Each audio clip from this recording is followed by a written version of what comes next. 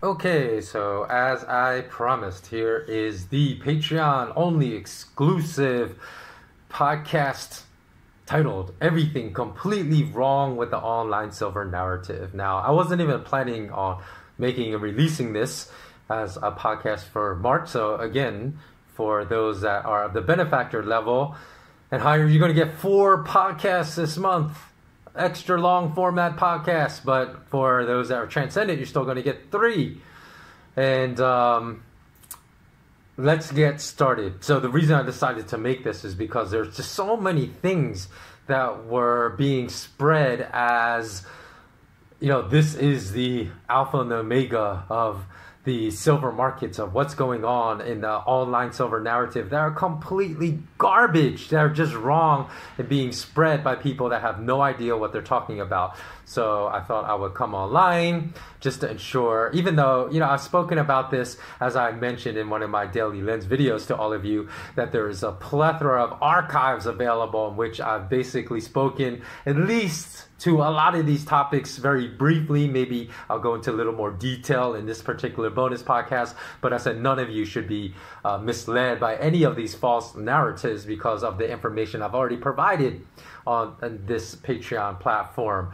So as the saying goes, you get what you pay for. So a lot of people try to just look up information online and pay nothing for it, and therefore they get garbage advice and guidance online. And hopefully, in my case with Patreon, I'm giving you a lot more value than what you're paying for. Because I feel like in the past, when I had my consulting business, I would charge people anywhere from $120 to $500 every single month for the type of, very similar type of information that I'm providing to all of you here on this Patreon platform. So the first thing that I saw that really annoyed me were these like Reddit short squeezers saying, hey, we caused this this kind of problem with a lot of these silver bullion dealers, and they're having physical silver supply shortages, and we're responsible for the premiums of silver coins being $6 to $7 higher over spot. I'm like, were you not born before the year 2009?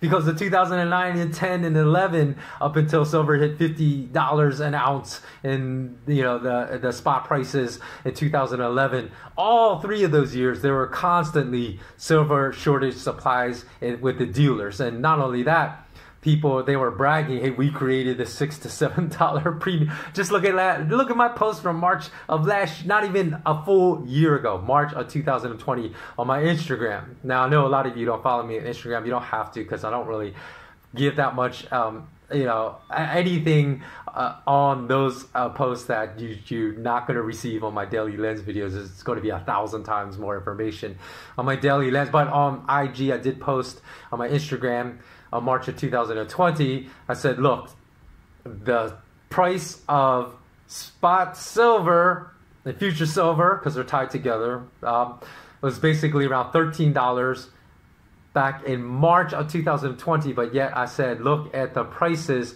for the 1 ounce silver American Eagle.